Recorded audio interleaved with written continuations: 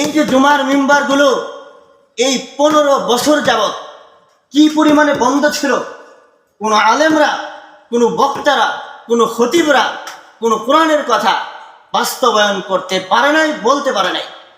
এই সমস্ত জালেম ফেসিবাদ শাসকদের কারণে যখন এই সমস্যা চলতেছিল তখন বহু আলেমকে, বহু খতিবকে তার খুতবা দেওয়া থেকে বাদ দেওয়া হয়েছে, মসজিদ থেকে বাদ দেওয়া হয়েছে। কেন? সে হকের কথা, কোরআনের কথা বলল।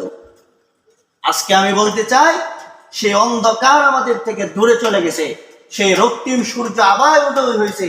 আজকে প্রত্যেকটা মসজিদের মিম্বর থেকে সত্যের কথা, কোরআনের কথা আবার প্রতিধ্বনিত হবে ইনশাআল্লাহ। ঠিক তবে ঠিক? সেই জন্য আমরা আমাদের ছাত্র জনতারা আমাদের মেধায়, তাদের মেধায় যে স্বাধীনতা আমাদেরকে অর্জন করে দিয়েছে, বয়স তাদের যেরমই হোক, ইতিহাস পড়ে দেখেন মোহাম্মদ বিন কাসিম মাত্র 17 বছর বয়সে এই রাজস্ব উনি হাতে নিয়েছিলেন। ইতিহাস পড়ে দেখেন আরো অনেক এরকম আছে তাদের হাতে গিয়েছে।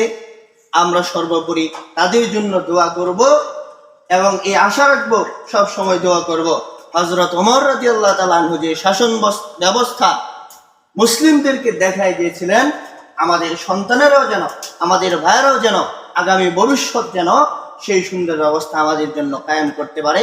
সারা পৃথিবীর মধ্যে এই বাংলাদেশও যে অন্যতম একটা দেশ, আমরাও যে স্বাধীনতার সৈনিক, সেটা যেন বিশ্ববাসীর কাছে আমরা প্রমাণ করতে পারি। আমরা অনেকেই ৭১-এর সেই যুদ্ধ, ৭১-এর সেই স্বাধীনতা অর্জন করার দৃশ্য আমরা দেখি নাই। আমাদেরকে যেভাবে বলা হয়েছে, আমাদের সামনে যেভাবে পরিবেশন করা হয়েছে, আমরা সেটুকুই দেখছি। কিন্তু এই সময় যাইতে যাইতে মানুষ ভুলে গেছিল যে আসলে সেই মুক্তিযোদ্ধা, সেই বংশধরদের রক্ত থেকে আমরা তৈরি, তাদের রক্তবিন্দুই আমাদের শরীরের মধ্যে বিরাজ করতেছে।